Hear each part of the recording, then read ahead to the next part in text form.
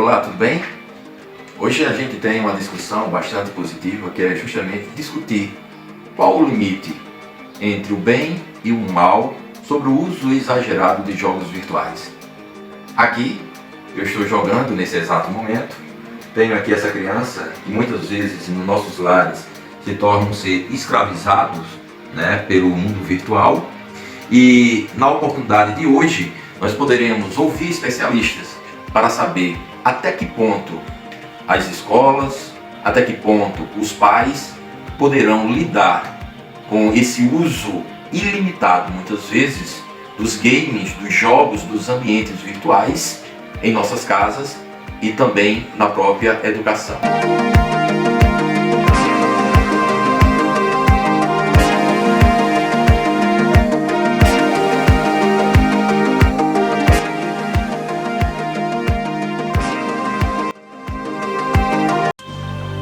Oi, prazer revê-lo aqui.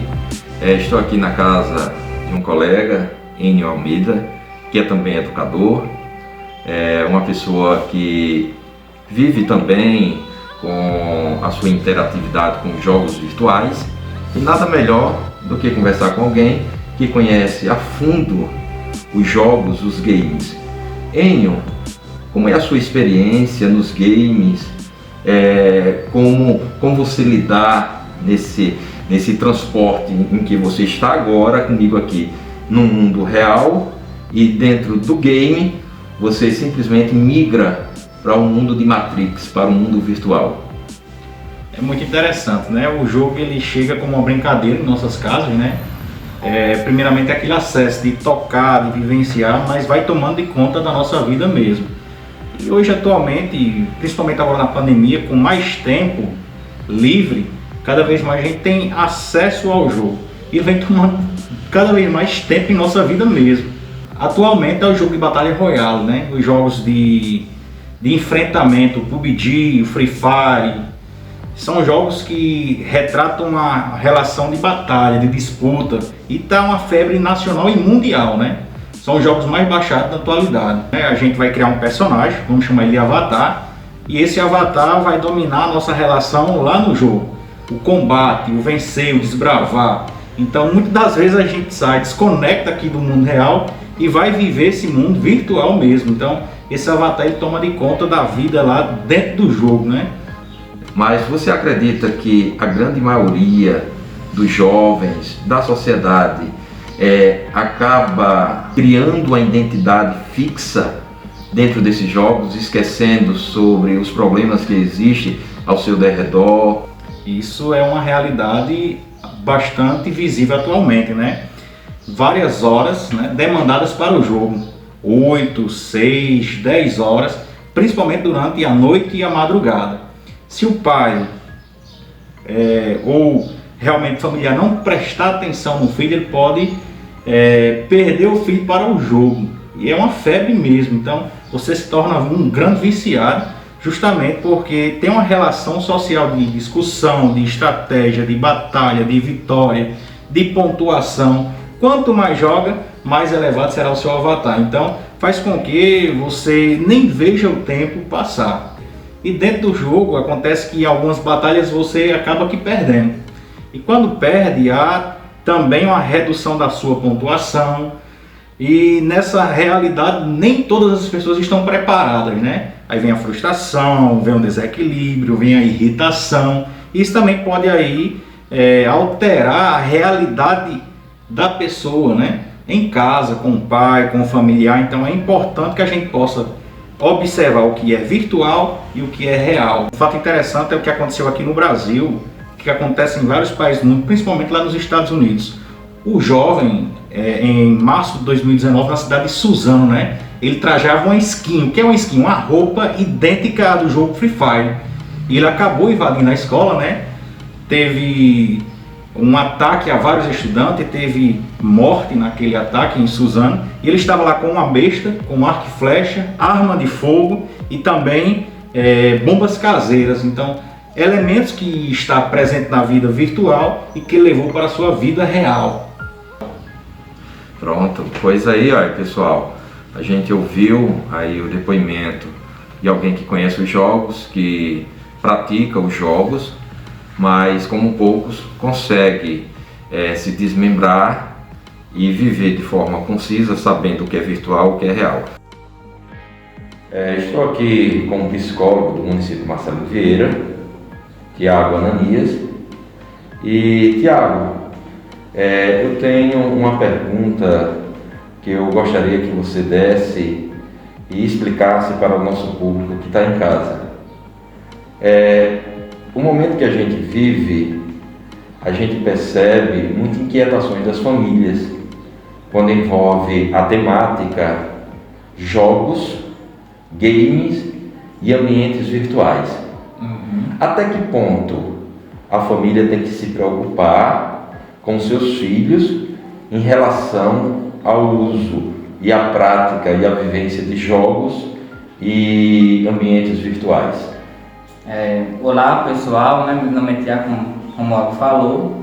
Um caso bem importante que a gente tem que observar é o que? O isolamento social. A partir do momento que a família começa a observar que aquela criança ou adolescente, ou propriamente o adulto, ele começa a se excluir do mundo social em virtude do jogo, já é o primeiro alerta. Opa, tem algo de errado. Tem festividade dentro de casa, um momento de lazer, e aquela pessoa evita de ir porque eu estou ocupado com o jogo. Então, aí já seria o que? O primeiro sinal de alerta para a gente começar a perguntar o questionamento: por que você não vai? O que está acontecendo? O jogo é mais importante que a vida social? Então esse seria o principal momento que a família tem que se interrogar e tentar saber melhor o que está acontecendo com aquele jovem. Que o jogo, ele atrai atenção. Eu pego o tempo real que está acontecendo lá fora e fico focado dentro do meu quadradinho, que geralmente é no meu quarto, onde tem meu computador, tem minha cama. E eu tenho de tudo lá e eu pego tudo que está acontecendo lá fora. Até mesmo as notícias de jornais, da atualidade, a gente não consegue nem observar porque eu estou focado aqui, no jogo. Então, esse momento que a gente já começa a perceber que tem um grau elevado já de hipótese, e a gente pode até considerar como um vício. Que a Organização Mundial da Saúde, ele já reconhece como vício de jogo eletrônico como uma doença do transtorno mental. Só nesse ano de 2020, né?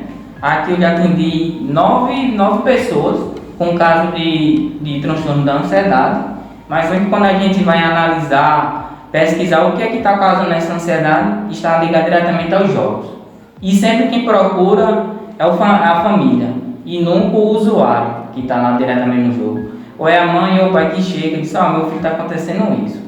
E ele começa a perceber o quê?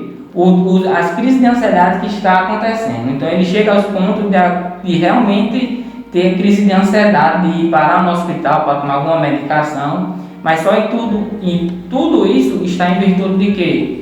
De uma má alimentação. Eu não consigo me alimentar direito porque eu estou no jogo, eu não consigo mais dormir direito porque de tal hora eu tenho que voltar lá para o meu game, é a hora que meus colegas estão reunidos. E uma hora bem comum e inusitada que é fora do nosso normal, que durante a madrugada, que eles alegam que a madrugada a internet não oscila, a internet eu consigo usar ela mais rápido e eu consigo avançar.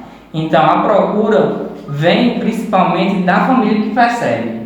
E eu nas características que as crises de ansiedade são persistentes, o sobrepeso no adolescente ou no adulto, principalmente, o isolamento social, já teve caso que termina fim de relacionamento.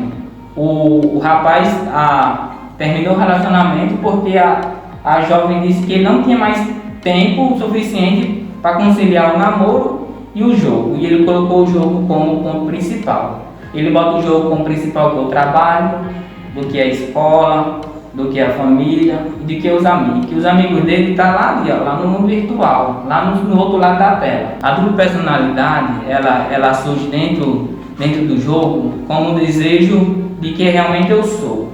Quem realmente Tiago é?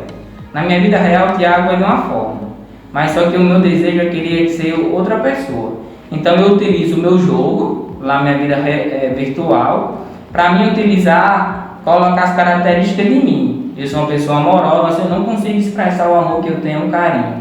eu sou uma pessoa cativante, mas só que eu não consigo colocar ao ponto da letra na minha vida social, mas lá no jogo eu coloco.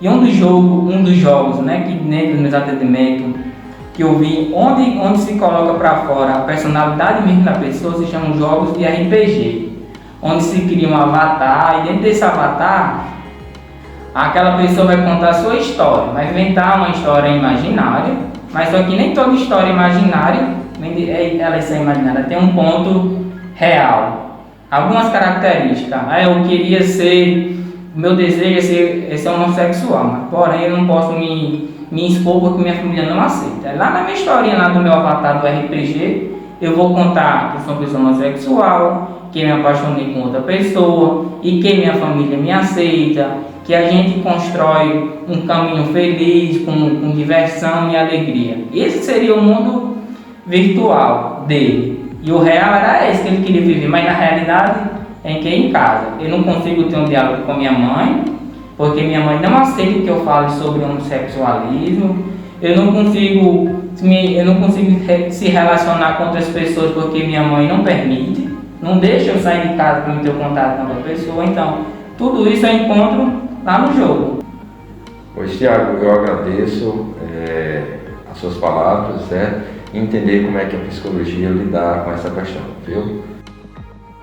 Olá, estou aqui com a professora Mary Carneiro, mestre em educação, e a gente vai entender um pouco sobre o desafio que a escola do século XXI tem para acompanhar tanto o planejamento pedagógico do professor, como também o trabalho desse planejamento com o discente, voltado para o uso dos jogos e ambientes virtuais na sala de aula.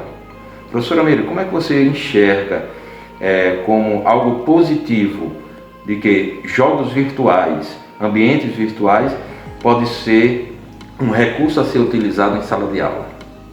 Com a pergunta do professor Romualdo, primeiramente a gente precisa pensar na BNCC, né, na Base Nacional Comum Curricular, que a quinta competência ela traz a cultura digital. E essa cultura digital ela vem como uma reflexão sobre o uso das mídias, né, da tecnologia na sala de aula e na vida também dos alunos, das alunas, dos professores e professoras. E os jogos, tanto virtual como os outros jogos, ele é visto como um recurso didático-pedagógico, né? É a parte lúdica da educação, é onde as pessoas aprendem jogando, brincando, de forma mais significativa. E uma das possibilidades é a gamificação hoje no século XXI, que é uma metodologia ativa, né, onde os professores e professoras fazem o uso desses recursos de jogos em ambientes virtuais. Um exemplo é o Kahoot, que o professor pode utilizar como forma de avaliação e como forma de aprendizagem. E daí as possibilidades são muitas. E o que é preciso ser considerado? Primeiramente, que jogo você vai utilizar, qual a finalidade desse jogo e como é que você vai fazer esse uso, porque além de usar, é preciso sempre fazer uma reflexão sobre aquele instrumento didático-pedagógico que você está fazendo em sala de aula, tendo em vista que os nossos alunos e alunas hoje vivem dentro de ambientes virtuais, jogando direto. Então é preciso que a escola se aproprie dessa temática e faça o uso desses jogos mais voltado para uma parte mais reflexiva, para que esses jogos não venham a prejudicar a vida social do aluno. Hoje a gente sabe, observando, a gente sabe que os perigos são vários, né? Os alunos hoje vivem, não só os alunos, mas nós também, nós vivemos conectados dentro de ambientes virtuais. E aí a gente precisa ter uma maturidade muito grande. E a escola, ela não pode se isentar desse trabalho, porque a gente pode ter alunos, e com certeza a gente tem, né, alunos que eles deixam de viver a sua vida e passam a viver a vida dentro de um jogo, dentro de um ambiente virtual, agindo até na realidade mediante aquele jogo.